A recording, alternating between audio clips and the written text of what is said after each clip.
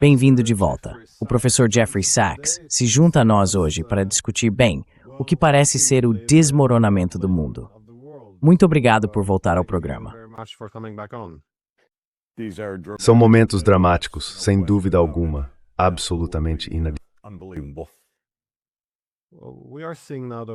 Estamos vendo agora que entramos na segunda semana da guerra contra o Irã. E bem, a operação de mudança de regime obviamente não está saindo como planejado.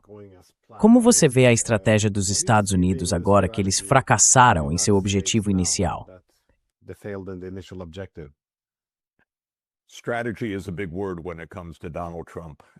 Estratégia é uma palavra grande quando se trata de Donald Trump.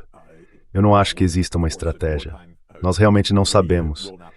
E é claro, em tempos de guerra, não seremos informados sobre o que está acontecendo nos bastidores. Mas o que podemos perceber é uma tremenda confusão. Confusão sobre as expectativas do que aconteceria. Confusão sobre os objetivos da guerra. Confusão sobre a situação real no terreno. Névoa da guerra é a expressão usual. E acho que estamos completamente envoltos nela agora, quando se trata de Washington. A única fonte pública que temos são as postagens de Donald Trump no Truth Social. São os delírios de um louco. E isso também faz parte do que estamos vivenciando. Temos uma guerra com grande perigo e complexidade, e temos um presidente que, na minha opinião, está mentalmente desequilibrado.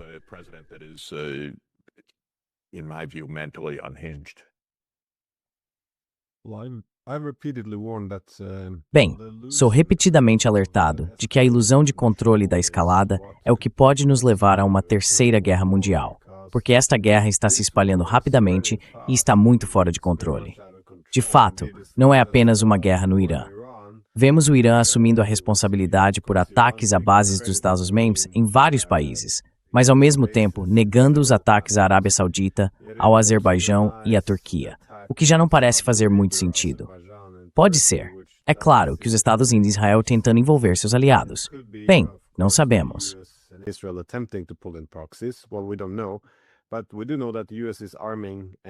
Mas sabemos que os Estados Unidos estão armando e recrutando combatentes curdos como um proxy na guerra. E agora há argumentos de que a Rússia está fornecendo inteligência ao Irã, o que não tenho certeza se é verdade, mas parece provável, assim como os Estados Unidos fornecem inteligência à Ucrânia. Além disso, após os ataques de decapitação contra o Irã, há uma imensa pressão sobre Moscou para restaurar sua capacidade de dissuasão contra novos ataques da OTAN, enquanto os europeus falam em mais armas nucleares, tanto em quantidade quanto em sua disseminação. Já estamos caminhando para uma terceira guerra mundial?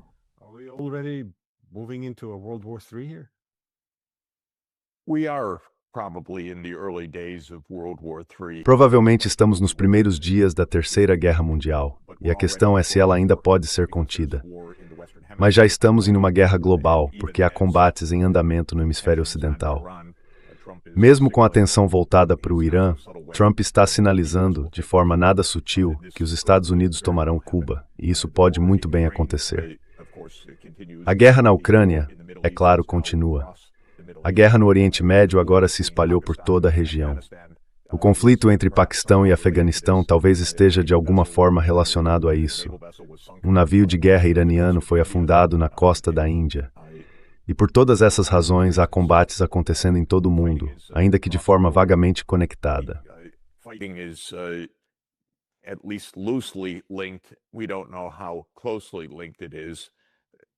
Não sabemos quão estreitamente isso está ligado. Parte da estratégia americana parece ser encurralar e controlar os mercados de energia. Isso não está funcionando muito bem, porque os suprimentos de energia estão sendo destruídos a cada hora. E assim, também estamos entrando em uma crise energética mundial que provavelmente será extremamente séria. Como dizem, isso ainda não foi precificado nos mercados. Essa é a maneira usual como eventos globais cataclísmicos são transformados em jargão financeiro. Mas o ponto é que estamos prestes a entrar em uma crise energética extraordinariamente grave também. Isso prejudicará bastante a Europa. Ameaçará profundamente os países asiáticos. Provavelmente significará a expansão da guerra. Então não há dúvida. Bem, talvez eu não devesse dizer que não há dúvida.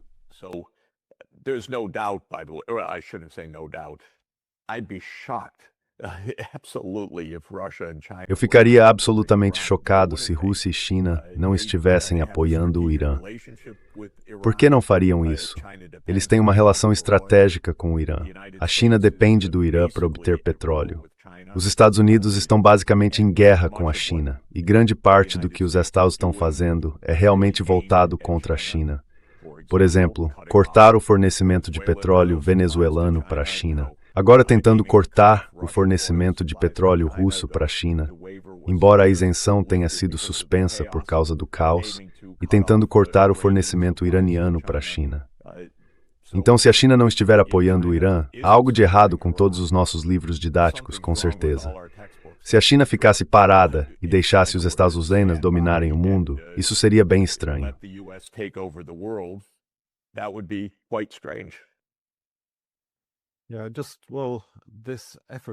Sim, é que, bem, esse esforço para dominar os mercados de energia do mundo é muito evidente. Quero dizer, acabei de ver um trecho na Fox News em que diziam: sim, qualquer preço que paguemos nesta guerra será compensado pelos enormes benefícios quando também assumirmos o controle do petróleo do Irã. E isso me fez pensar no artigo que você escreveu recentemente, argumentando que o ataque dos Estados Unidos e de Israel ao Irã é também um ataque às Nações Unidas. E de fato, embora o direito internacional obviamente já tenha sido violado no passado, agora nem sequer parece haver a pretensão de cumpri-lo. Na verdade, parece haver um certo orgulho em ignorá-lo. Por exemplo, Hegseth descarta as regras de engajamento como politicamente corretas e fracas. Então parece haver esforços quase diretos para desmantelar o direito internacional, como o Conselho da Paz deixa claro. Eu queria saber se você poderia desenvolver mais esse argumento.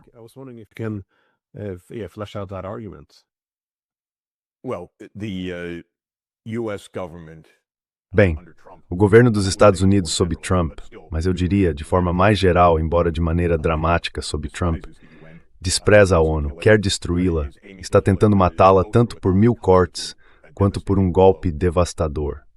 Se você acredita ser o hegemon mundial, como o imperador Donald acredita, então qualquer coisa que tente de forma liliputiana contê-lo é patética. Portanto, eles querem esmagar as Nações Unidas, e têm sido absolutamente claros quanto a isso. No início deste ano, os Estados Unidos se retiraram de mais de 30 agências da ONU. Os Estados Unidos repudiaram tratados e objetivos fundamentais da ONU. Vimos o fim de acordos de controle de armas nucleares que faziam parte do sistema da ONU. Os Estados não pagam suas contas às Nações Unidas. Os Estados não respeitam as instituições das Nações Unidas.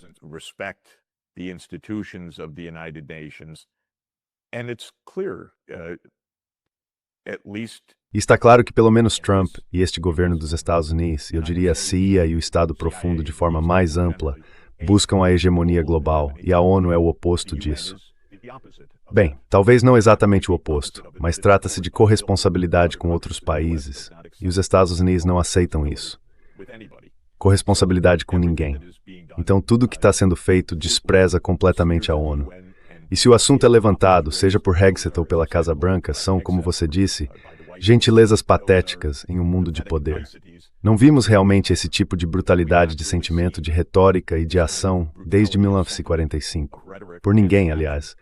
Seja pela União Soviética, pelos Estados Unidos em uma era anterior ou por qualquer outro país.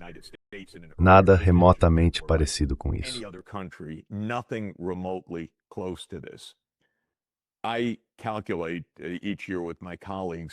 Todos os anos, eu e meus colegas calculamos um índice de multilateralismo alinhado à ONU, que publicamos anualmente no Relatório de Desenvolvimento Sustentável. E mesmo antes desta guerra, os Estados Unidos, de longe, e nem chega a ser uma disputa, Glenn, eram o país menos alinhado com as Nações Unidas entre os 193 Estados-membros, em termos de engajamento com os processos da ONU, incluindo as votações na Assembleia Geral, onde os Estados Unidos quase sempre votam em uma minoria diminuta junto com Israel, Paraguai e alguns outros países, contra a vontade do restante do mundo. Em termos de não assinar ou abandonar tratados, os Estados Unidos agem simplesmente como um país fora de controle, ou com a intenção de destruir a ONU. Vamos colocar dessa forma.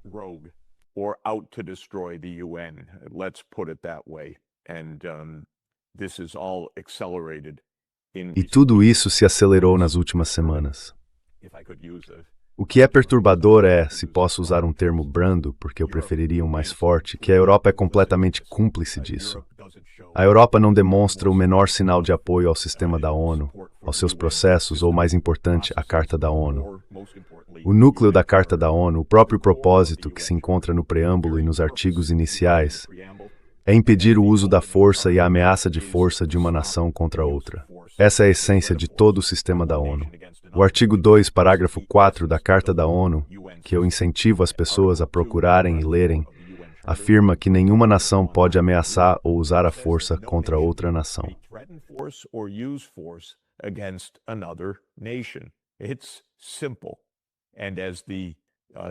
É simples. Como deixam claro as palavras de abertura da Carta da ONU, trata-se de prevenir o flagelo da guerra.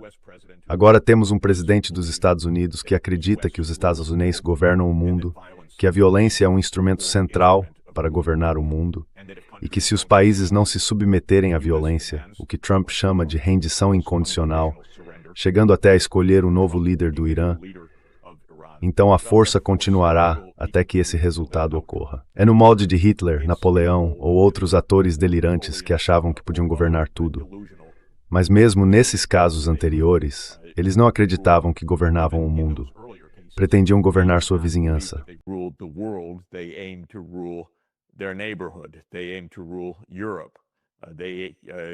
Eles pretendiam dominar a Europa. Hitler almejava espaço vital nas terras eslavas. A retórica e o comportamento de Trump mostram que ele acredita governar o mundo. Aliás, ele acredita nisso tanto em nível pessoal quanto político. E não estou exagerando, não é síndrome de aversão a Trump. É apenas o comportamento evidente. O homem é insano, e dá para ver. Ele tem todos os traços de megalomania, grandiosidade, narcisismo.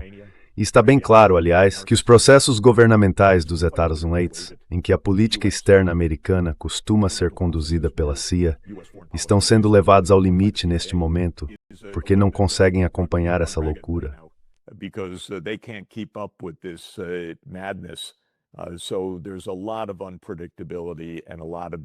Há muita imprevisibilidade e muito perigo no que está acontecendo, porque temos uma mistura de grandiosidade dos Estados Unidos, que é uma característica profunda do país.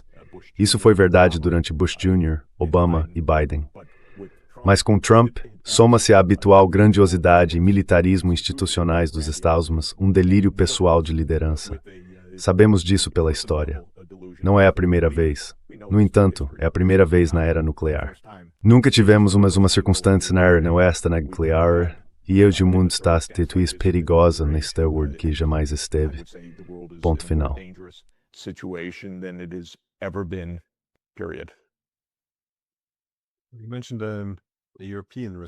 Você mencionou a resposta europeia a isso, e vemos que a Alemanha está tentando se posicionar como a principal apoiadora de Trump, esperando quase explicitamente que essa obediência em relação ao Irã seja recompensada com o envolvimento mais profundo dos Estados Unidos na guerra da Ucrânia, e também que os Estados Unidos não façam concessões em direção à paz na Ucrânia.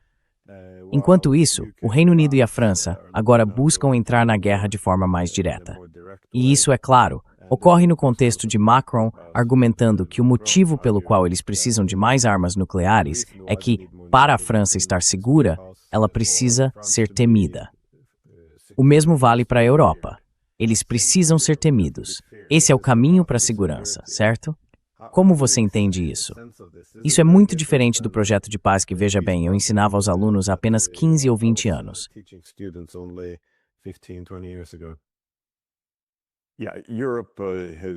Sim, a Europa perdeu completamente qualquer influência, identidade e senso. Eu diria que, assim como a ONU está morrendo neste momento, o projeto da União Europeia não está se consolidando em termos de autonomia estratégica. O projeto europeu está se desintegrando como um vassalo dos Estados Unidos. Temos a liderança mais fraca na Europa em gerações, novamente, a pior liderança alemã em particular. E a Alemanha é fundamental para o projeto europeu. Se você pensar nos chanceleres alemães, conheci vários deles.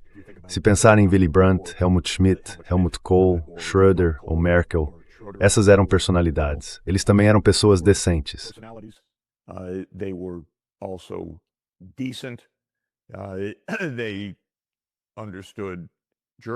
Eles compreendiam os interesses alemães, mas também compreendiam a ideia da Europa como um projeto de paz após séculos de guerras devastadoras. Os dois últimos chanceleres alemães ficaram fora dessa abordagem. Scholz foi simplesmente o chanceler mais fraco, uma completa nulidade. As pessoas diziam que os Estados Unidos tinham algo contra ele, de modo que ele teria sido subornado de uma forma ou de outra. Não faço ideia se isso é verdade. E com Merz, tem-se a impressão de que, meu Deus, tem-se a impressão de que esse homem quer um retorno ao militarismo alemão. Eu poderia ser menos educado, mas quando se olha para Merz, vê-se alguém que parece nada saber sobre a história moderna.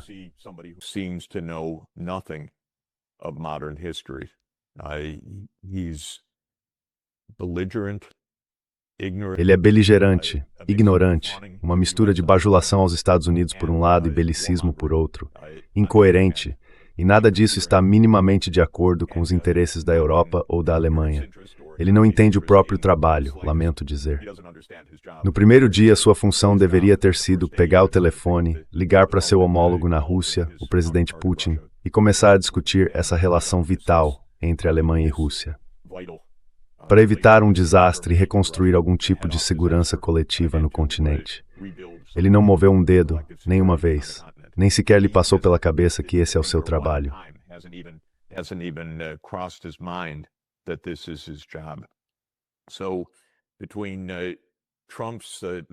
Então, entre a loucura de Trump e a subserviência da Europa, é realmente uma cena extraordinariamente deprimente.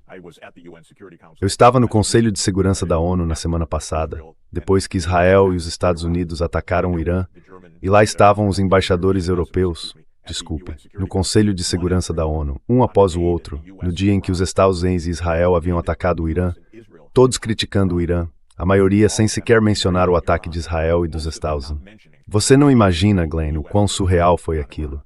Fiquei especialmente perturbado e intrigado com o embaixador da Dinamarca. A Dinamarca é um país que poderia ser invadido pelos Estados Unidos em breve, com uma probabilidade muito, muito alta. Os Estados Unidos vão declarar que a Groenlândia é deles por motivos de segurança nacional.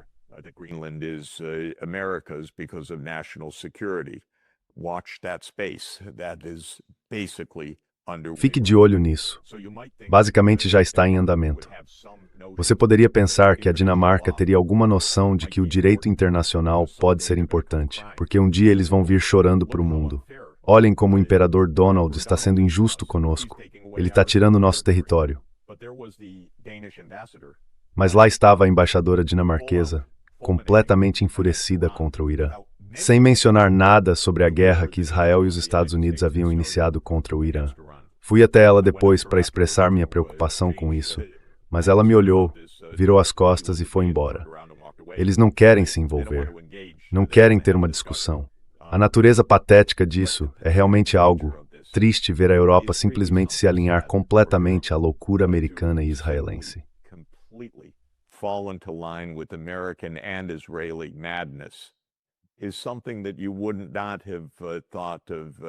É algo que você não imaginaria de Schuman, Monet ou dos outros arquitetos da Europa.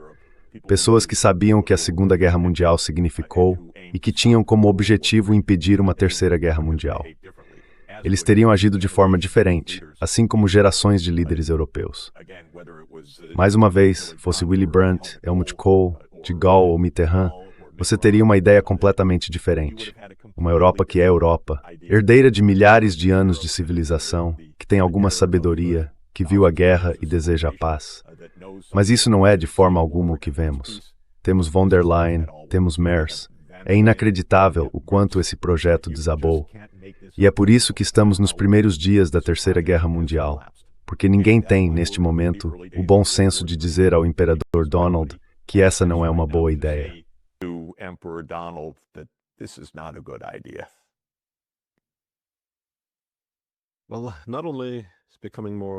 Bem, não apenas está se tornando mais belicista, mas também vemos como em muitas guerras que o Estado de Direito enfraquece.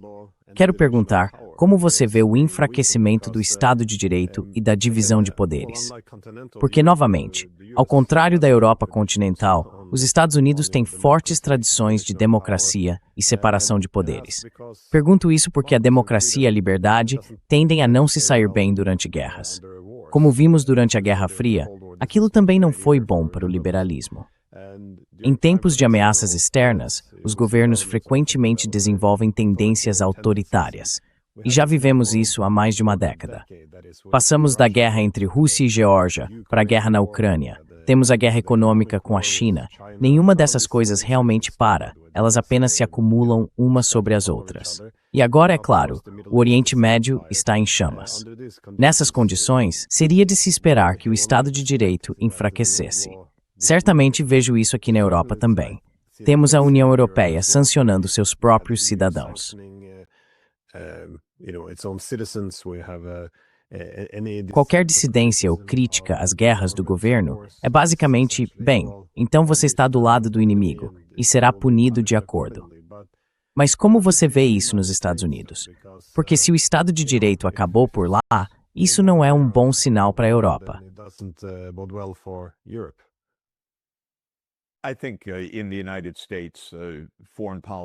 Acho que nos Estados Unidos, a política externa tem estado nas mãos da CIA como principal responsável há muitas décadas.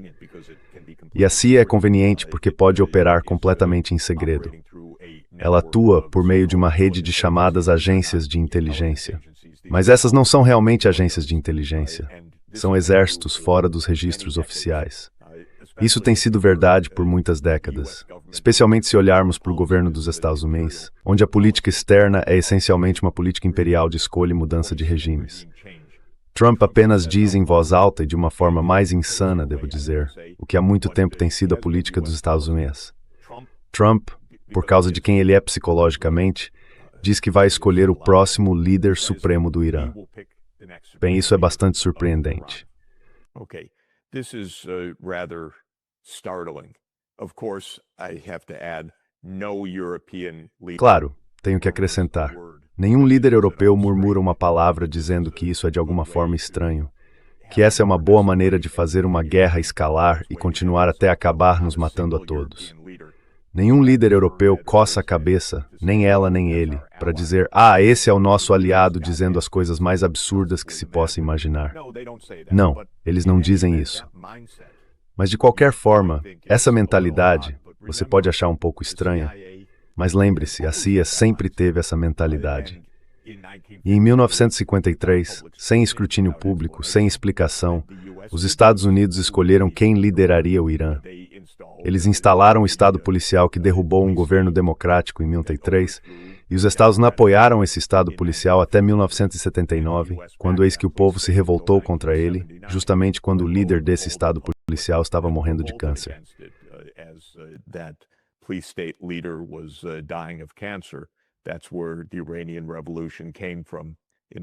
Foi daí que surgiu a Revolução Iraniana em 1979, não do nada, mas de um Estado policial imposto pelos Estados Unidos. Bem, se você olhar ao redor do mundo, inclusive na Europa, verá que os Estados Unidos impõem governos de sua preferência. Isso significa que o Estado de Direito nos Estados Unidos, quando se trata de política externa, sempre foi uma fachada. Acho isso muito notável. Considero muito importante que historiadores e analistas reflitam sobre o famoso discurso de despedida de Dwight D. Eisenhower, que foi o comandante supremo das Forças Aliadas, o principal general dos Estados Unidos, e que se tornou presidente de janeiro de 1953 a janeiro de 1961. Em seu discurso de despedida, em 17 de janeiro de 1961, ele alertou de forma célebre sobre o complexo militar industrial. Devemos compreender essa mensagem de despedida de maneira diferente.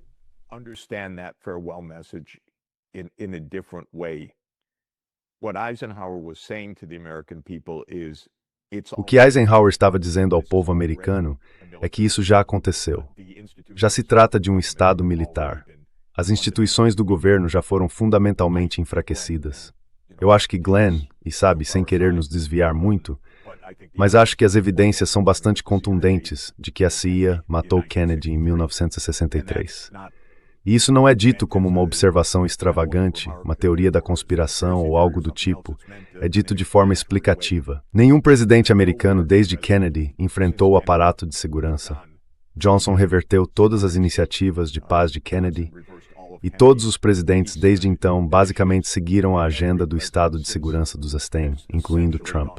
Pessoas agradáveis como Obama, que chegou ao poder e depois supervisionou várias operações de mudança de regime. And presided over several regime change operations. And Obama thought, yes, I'll choose who leads. E Obama pensou, sim, eu vou escolher quem vai liderar a Síria, eu vou escolher quem vai liderar a Líbia. Eles não colocaram dessa forma, tinham boas maneiras. Trump não tem boas maneiras, Trump tem grandiosidade. Mas era a mesma coisa. Obama e sua vice, que agora é minha colega, Victoria Nuland, e Hillary Clinton, também minha colega na Universidade de Columbia, e digo isso com interesse, decidiram quem lideraria a Ucrânia. Em fevereiro, na verdade provavelmente no fim de janeiro de 2014, Victoria Nuland foi interceptada pelos russos em uma ligação telefônica em uma linha aberta com o embaixador dos Estados Unidos, falando literalmente sobre quem lideraria a Ucrânia. E ela escolheu um homem chamado Yatsenyuk, que se tornou o líder após o golpe. Então, quando Trump diz, eu vou escolher quem é o líder supremo, isso soa absurdo. E é. It sounds outlandish, and it is. And it is a step.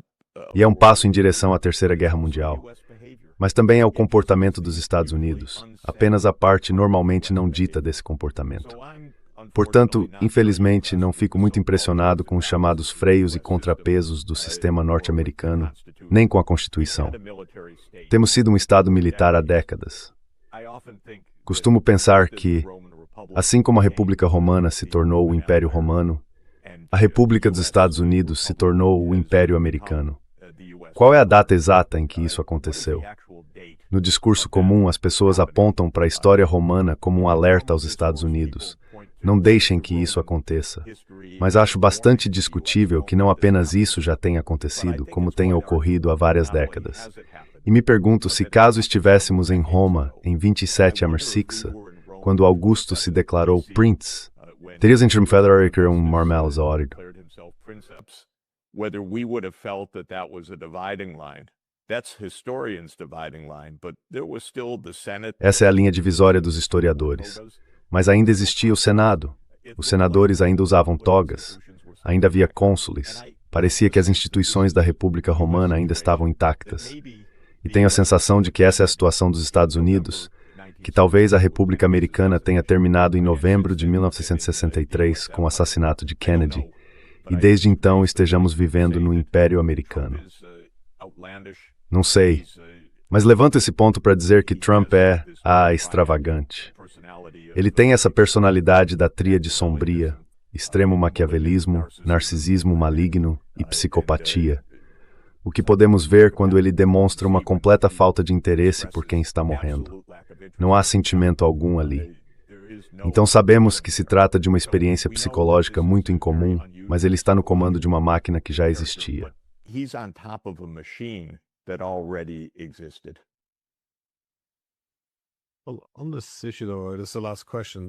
Bem, sobre essa questão, esta é a última pergunta. Essa insistência em escolher os líderes de outros países e a relutância em buscar soluções pacíficas com adversários, principalmente outras potências emergentes como Rússia, China e Irã. Até que ponto você acha que isso está ligado à falta de disposição em abrir mão da hegemonia? Porque os europeus, pelo menos, realmente compraram toda a ideia, após a Guerra Fria, de uma ordem mundial baseada na hegemonia coletiva do Ocidente político liderado pelos Estados Unidos. Lembro-me de todo aquele momento unipolar, quando foi introduzido como conceito por Charles Krauthammer, em 1990. Ele o definiu como a distribuição de poder, todo o poder estando na América. Mas também fazia um ponto naquele artigo. Uma vez que o mundo se deslocasse para uma distribuição internacional de poder mais multipolar, então nos afastaríamos disso, como se fosse uma decisão racional que pudesse simplesmente ser tomada.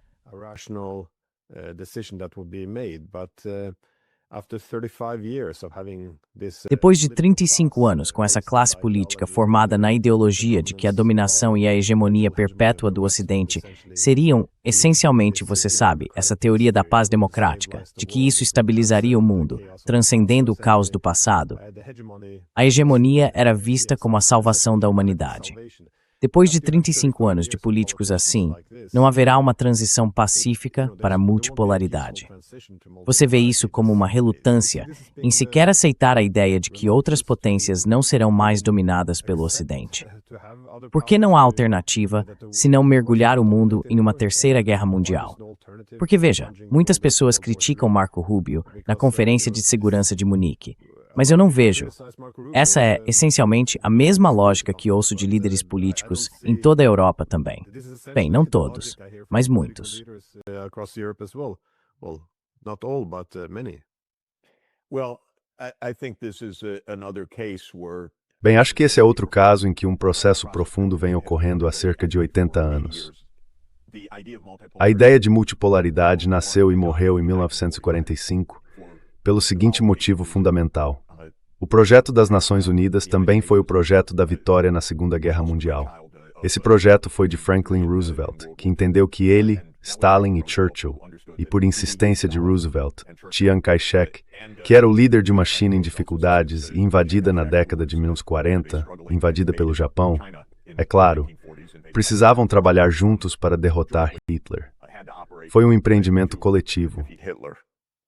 This was a collective enterprise. It was an enterprise of the United Foi uma iniciativa das Nações Unidas, um termo usado no início da Segunda Guerra Mundial. Roosevelt acreditava nessa unidade, que essas nações precisavam permanecer juntas para derrotar Hitler e depois tornar o mundo seguro. Ele realmente acreditava na paz e na segurança mundial. No campo de batalha, a União Soviética suportou o peso de derrotar Hitler, perdendo 27 milhões de pessoas e sendo a chave para quebrar a máquina de guerra de Hitler. E Roosevelt sabia disso.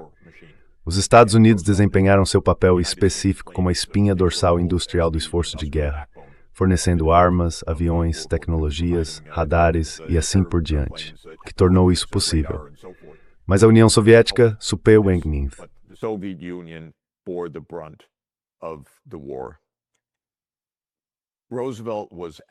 Roosevelt estava absolutamente determinado e era capaz de cooperar com Stalin durante toda a guerra, muitas vezes deixando Churchill de lado. Roosevelt não tinha grande apreço pelo Império Britânico. Ele via que haveria grandes potências após a guerra, particularmente os Estados, a Grã-Bretanha, a Rússia e a China. A França foi incluída tardiamente, por razões táticas, mas a ideia era que esses países cooperassem, não lutassem entre si, não se vetassem mutuamente na ONU, mas trabalhassem juntos em paz global. Roosevelt também acreditava que as potências menores, o restante do mundo, deveriam ter seu lugar. Ele era o gangster americano. The opposite of U.S. arrogance he had that he introduced from the first moment he came in as president. Desde o primeiro momento em que assumiu a presidência, ele introduziu a política da boa vizinhança em relação às Américas. Ele disse: precisamos parar de invadir as Américas, como Trump fez recentemente na Venezuela e está prestes a fazer em Cuba. Foi assim que nasceu a ONU. Só havia um problema. Roosevelt sofria de pressão alta não tratada e morreu em 12 de abril de 1945. Esse foi o fim da visão multipolar americana, porque Truman, seu sucessor, era uma pessoa muito menos preparada, menos experiente. FDR era um indivíduo talentoso, mas Truman aderiu imediatamente à ideia de que agora se tratava de uma guerra contra o bolchevismo. FDR não se impressionava muito com esses rótulos, devo dizer. Ele era apenas um grande pragmático. Não se importava com quem chamava quem de quê, com rótulos, títulos ou ideologias.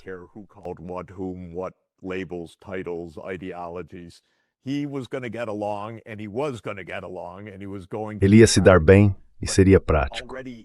Mas já na segunda metade de 1945, foi por isso que a bomba foi lançada 2 vezes sobre o Japão, para impressionar o Sr. Stalin.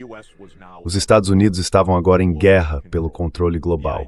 A ideia de responsabilidades compartilhadas já tinha sido descartada na mentalidade americana. E isso foi claro expresso de forma mais vívida no memorando NSC 68, em 1950, de que os Estados Unidos iriam combater o comunismo mundial pela dominação. Digo tudo isso, Glenn, porque quando a União Soviética caiu em 1991, a insanidade de um país com 4% da população mundial decidir que iria comandar o mundo entrou em modo acelerado.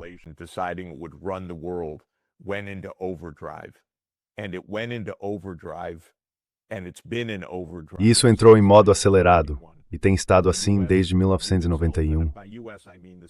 Os Estados Unidos se veem, e por Estados Unidos quero dizer a CIA, o complexo militar industrial digital, aqueles que tomam as decisões de guerra que nos colocaram em conflito constante, que destinam trilhões de dólares e assim por diante, como os responsáveis por comandar o mundo.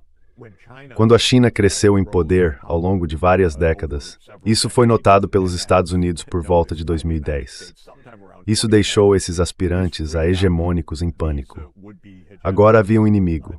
A Rússia foi descartada como inútil, portanto não era realmente uma preocupação.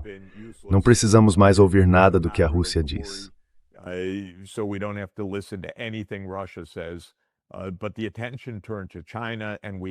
Mas a atenção se voltou para a China, e temos que derrotar a China da mesma forma. Essa tem sido a política externa dos Estados Unidos nos últimos 15 anos. Só rapidamente, alguns pontos problemáticos. Primeiro, tudo isso é delirante, esse é o ponto de partida.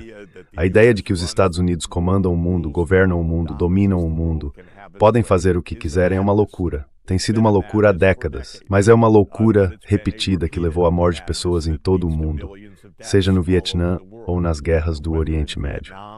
Segundo, o erro de julgamento em relação à Rússia é a razão da guerra na Ucrânia.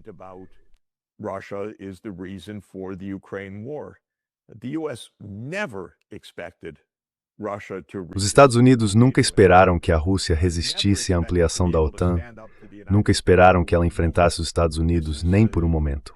Isso é ao mesmo tempo uma desvalorização da Rússia e uma exagerada ilusão sobre o poder americano. Ambos andam de mãos dadas. A guerra na Ucrânia é fundamentalmente resultado de uma ilusão americana, exposta com bastante clareza por Zbigniew Brzezinski em 1997. Em O Grande Tabuleiro de Xadrez, ele explicou exatamente qual era essa ilusão e concluiu que a Rússia não poderia resistir à expansão da OTAN e da Europa para o leste. E então, o outro ponto problemático é Israel.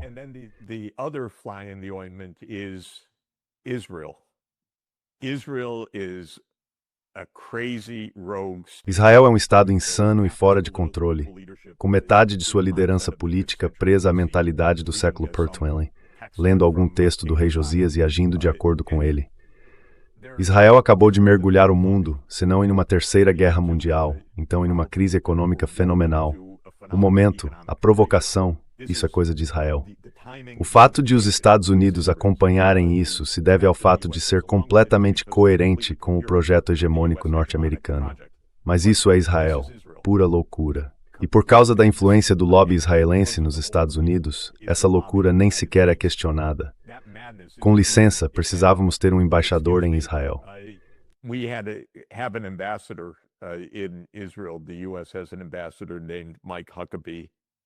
Os Estados Unidos têm um embaixador chamado Mike Huckabee, que é, digamos, um pequeno teólogo evangélico protestante, se posso colocar dessa forma, isso sendo muito educado. 2 semanas atrás, ele disse sim, Israel é dono da terra do Nilo ao Eufrates. E quando Tucker Carlson perguntou, com licença, eles são donos da terra, poderiam tomá-la? Ele respondeu, claro, sim, claro, eles poderiam tomá-la. Isso é o que psicólogos ou psiquiatras às vezes chamam de folly, uma loucura compartilhada. É a insanidade de Israel combinada com a insanidade dos Estados Unidos. Israel quer ser o hegemon do Nilo ao Eufrates, ou além. Os Estados Unidos querem ser o hegemon do mundo. Esse é um projeto de longa data.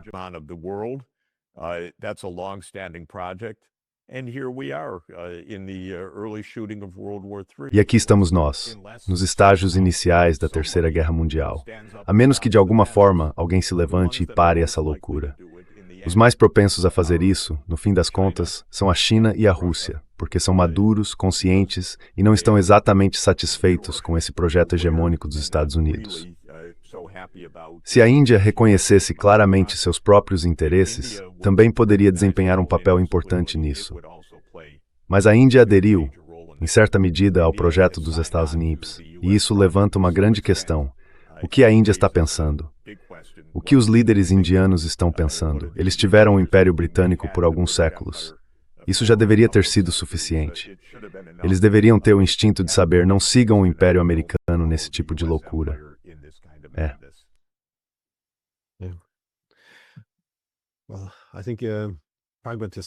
Bem, eu acho que o pragmatismo, como você disse, é o que precisamos. Em 2003, Condoleezza Rice fez o comentário de que a multipolaridade, ela chamou de teoria, não de uma distribuição de poder sobre interesses e valores concorrentes, era algo que ninguém deveria querer de forma alguma. Porque, segundo ela, se você valoriza a liberdade, não deve impor limites a ela. Então a lógica é, precisamos ter dominância. Sem dominância, não pode haver liberdade. E acho que isso se aplica também aos europeus. Nós compramos completamente essa ideia.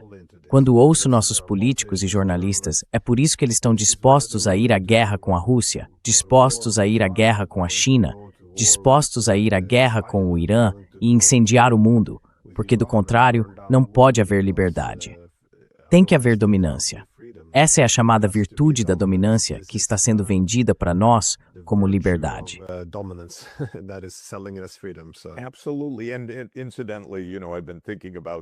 Com certeza. E aliás, sabe, tenho pensado sobre isso, especialmente sobre a mentalidade anglo-americana, porque a Grã-Bretanha e os Estados Unidos foram os que mais causaram destruição desse modo por alguns séculos. Essa mentalidade remonta à filosofia de Thomas Hobbes, que dizia que no estado de natureza, a vida é solitária, pobre, desagradável, brutal e curta. E Hobbes afirmava que, para sair da guerra de todos contra todos, era preciso um Leviatã, como ele o chamava. Era necessário um poder superior.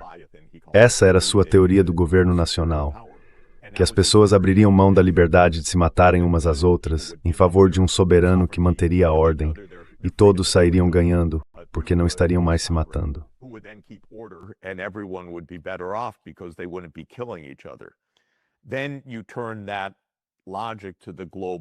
Então você aplica essa lógica à ordem global.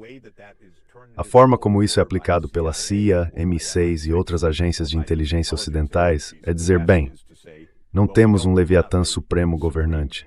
Então é uma guerra de todos contra todos. E precisamos ser brutalmente realistas. É nós ou eles. Às vezes é preciso atacar primeiro, como Israel e os Estados Unidos atacando o Irã. Essa é a mentalidade. Mas outra parte dessa mentalidade é que os Estados Unidos dizem, nós seremos o Leviatã. Obrigado. A Grã-Bretanha foi o Leviatã no século XIX. A única maneira de estar seguro é se nós formos o Leviatã. Em outras palavras, só pode haver um que governe o mundo. E nós seremos esse que governa o mundo.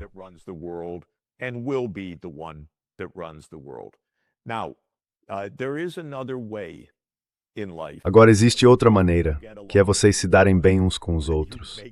Criam algumas regras em comum, compartilham um parquinho, ensinamos nossas crianças de 5 anos a fazer isso.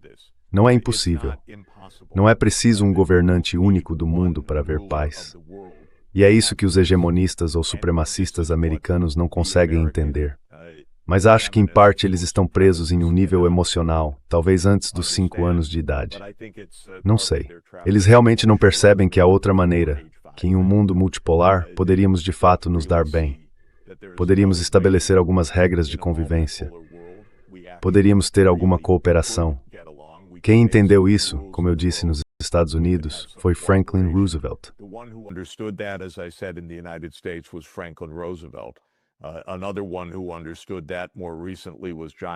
Outro que entendeu isso mais recentemente foi John F. Kennedy. E provavelmente ele morreu por sustentar essa crença. Foi morto internamente por acreditar nisso. Portanto, esta é uma luta difícil e estamos em um momento extraordinariamente perigoso no mundo.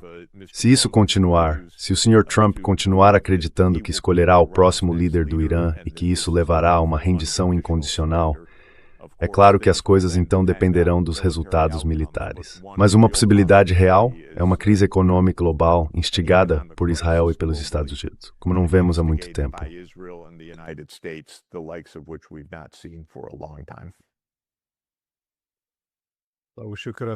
Eu gostaria que você tivesse terminado em um tom mais otimista, mas muito obrigado por dedicar seu tempo.